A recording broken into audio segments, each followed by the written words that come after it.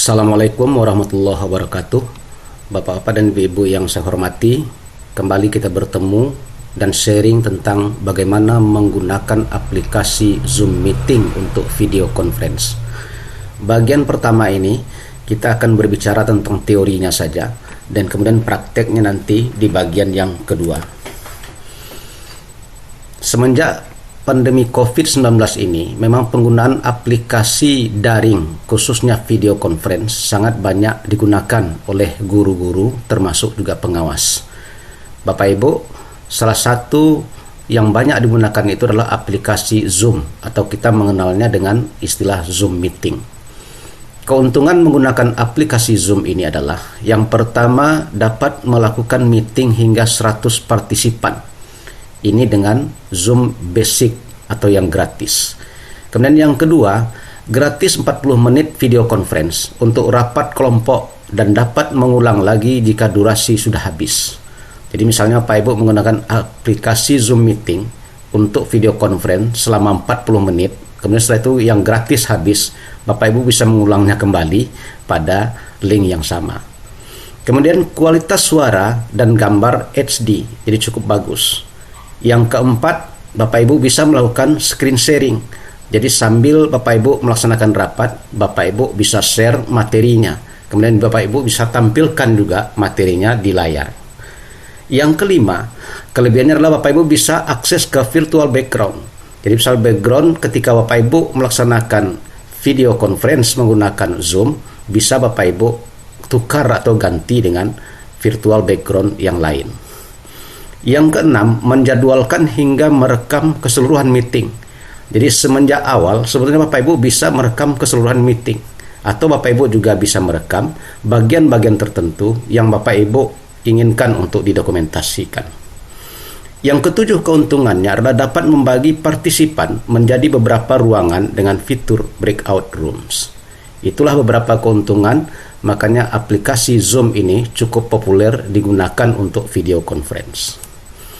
Kemudian layanan dengan menggunakan aplikasi Zoom ada beberapa jenis. Pertama, Zoom Meeting, rapat atau juga untuk proses pembelajaran, di mana guru sebagai hostnya dan kemudian peserta didik sebagai peserta atau partisipannya. Kemudian bisa juga digunakan Zoom Webinar untuk seminar online. Kemudian ada Zoom Room, kemudian ada Zoom Phone dan Chats, kemudian ada aplikasi Marketplace. Kemudian isu yang banyak beredar tentang aplikasi Zoom ini adalah peretasan, di mana Bapak Ibu bisa menghindari peretasan ini dengan menggunakan beberapa langkah berikut ini. Yang pertama, selalu perbaharui aplikasi Zoom baik di PC maupun HP. Kemudian jangan samakan password Zoom dengan password untuk akun lain. Kalau perlu Bapak Ibu buat akun tersendiri juga, menggunakan Gmail yang khusus untuk digunakan ketika Bapak Ibu video conference menggunakan aplikasi Zoom. Yang ketiga, gunakan antivirus berbayar untuk komputer. Rekomendasinya adalah Bitdefender Total Security.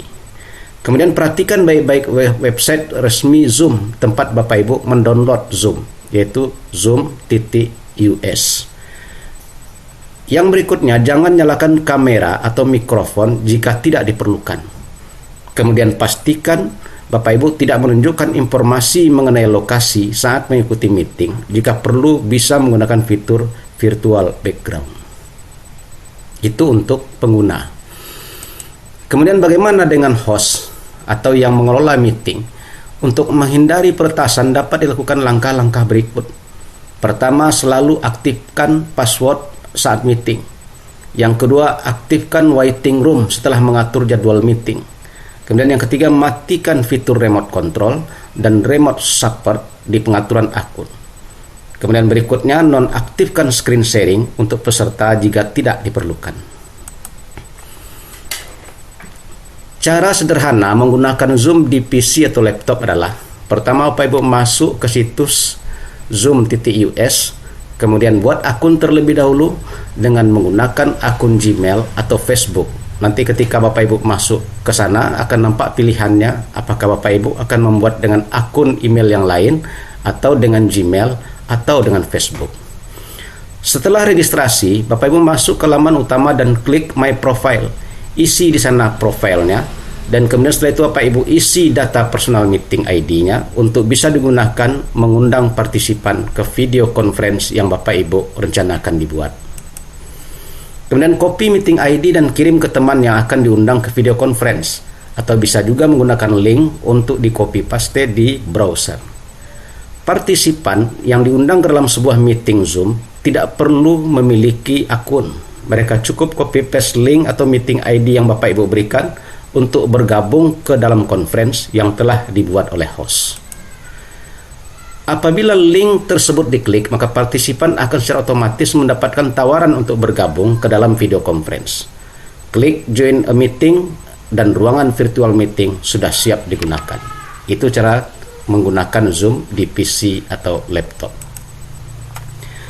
Beberapa fitur yang kita jumpai di dalam aplikasi Zoom Meeting ini adalah yang pertama ada namanya Schedule a Meeting.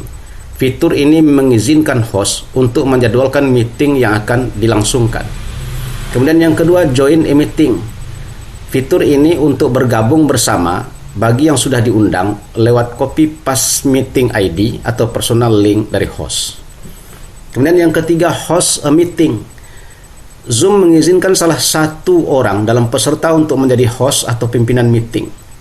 Jika Bapak Ibu menjadi host, maka Bapak Ibu bisa menyetel meeting ini dengan 3 model, yaitu dengan video off atau tanpa video, dengan video on atau dengan menggunakan video, dan screen share only atau menampilkan tampilan layar pada laptop atau smartphone untuk presentasi.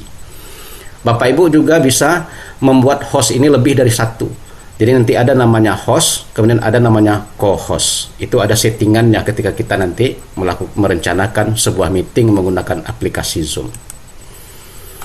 Fitur-fitur yang sebenarnya digunakan untuk meeting itu diantaranya adalah pertemuan rapat one-on-one. Jadi berarti ada wajah-wajah peserta yang rapat akan dibagi dalam layar ketika Bapak Ibu menggunakan aplikasi Zoom. Kemudian konferensi rapat grup video. Kemudian sharing screen chat, kemudian fitur recording video call. Jadi Bapak Ibu bisa merekam aktivitas kegiatan yang dilakukan dengan menggunakan Zoom Meeting. Tips dan triknya ketika Bapak Ibu menggunakan Zoom Meeting adalah yang pertama buat pertemuan berulang dengan pengaturan tersimpan dan satu URL yang sama. Kemudian rekam panggilan sebagai video. Kemudian gunakan fitur Annotate bila Bapak Ibu ingin melakukan editing dalam berupa tulisan, draw, dan lainnya. Kemudian berbagi akun host dengan peserta yang Anda pilih. Ini yang tadi kita sebut sebagai co-host. Kemudian sediakan ruang tunggu online bagi peserta rapat yang menunggu, dan berikan label dan penamaan bagi peserta yang hadir. Kemudian kumpulkan informasi mengenai peserta yang mengikuti rapat, dan bagi tugas Bapak Ibu dan dengan berbagi penjadwalan pertemuan dengan peserta. Kemudian setting akun Zoom Bapak Ibu dengan tautan di Slack.